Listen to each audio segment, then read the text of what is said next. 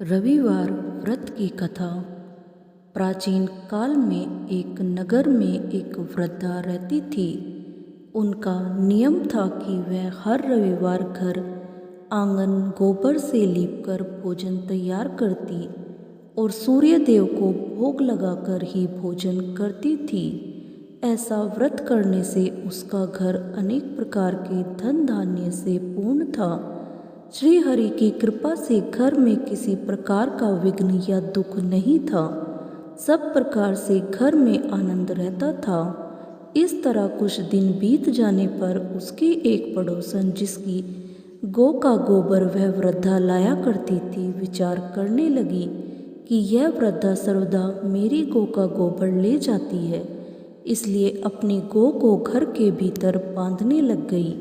वृद्धा को गोबर न मिलने से रविवार के दिन अपने घर को न लीप सकी, इसलिए उसने न तो भोजन बनाया न भगवान को भोग लगाया तथा स्वयं भी उसने भोजन नहीं किया। इस प्रकार उसने निराहार व्रत किया। रात्रि हो गई और वह भूखी सो गई।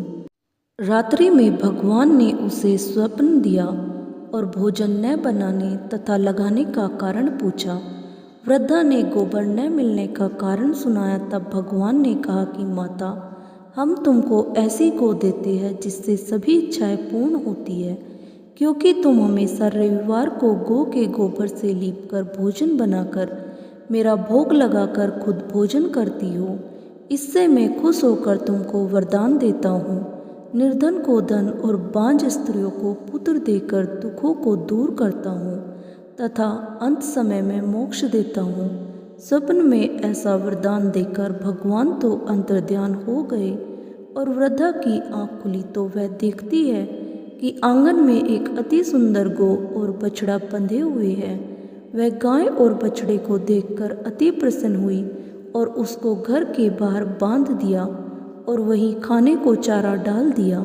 जब उसकी पड़ोसन वृद्धा ने घर के बाहर एक अति सुंदर गौ और बछड़े को देखा तो द्वेष के कारण उसका हृदय जल उठा और उसने देखा कि गाय ने सोने का गोबर किया है, तो वह उस गाय का गोबर ले गई और अपनी गाय का गोबर उसकी जगह रख गई। वह नित्य प्रति ऐसा ही करती रही और सीधी सादी वृद्धा को इसकी खबर नहीं होने दी।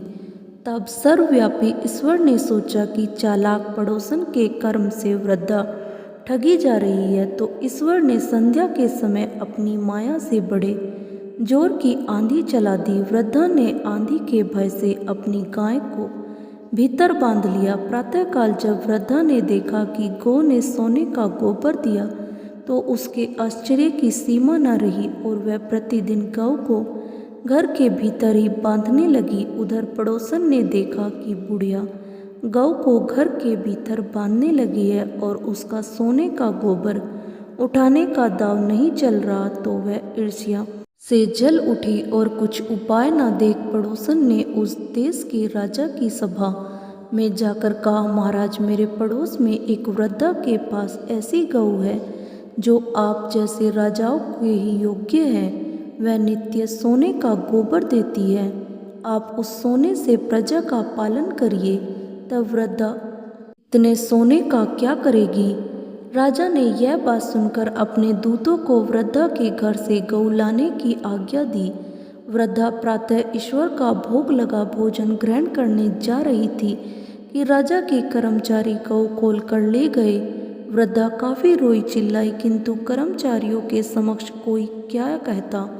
उस दिन वृद्धा गौ के वियोग में भोजन न खा सकी और रात भर रो रो कर ईश्वर से गौ को पुनः पाने के लिए प्रार्थना करती रही। उधर राजा गौ को देखकर बहुत प्रसन्न हुआ, लेकिन सुबह जैसे ही वह उठा सारा मैल गोबर से भरा दिखाई देने लगा। राजा यह देख घबरा गया। भगवान ने रात्रि में राजा को स्वप्न में कहा कि हे राजा, गाय वृद्धा को लौटाने में ही तेरा भला है। उसके रविवार के व्रत से प्रसन्न होकर मैंने उसे गाय दी थी। प्रातः होते ही राजा ने वृद्धा को बुलाकर बहुत से धन के साथ सम्मान सहित गांव बछड़ा लौटा दिया। उसकी पड़ोसन को बुलाकर उचित दंड दिया। इतना करने के बाद राजा के महल से गंदगी दूर हुई। उसी दिन से राजा ने नगरवासियों को आदेश दिया कि राज्य की तथा अपनी समस्त मनोकामनाओं की पूर्ति के लिए रविवार का व्रत रखो। व्रत करने से नगर के लोग सुखी जीवन व्यतीत करने लगे।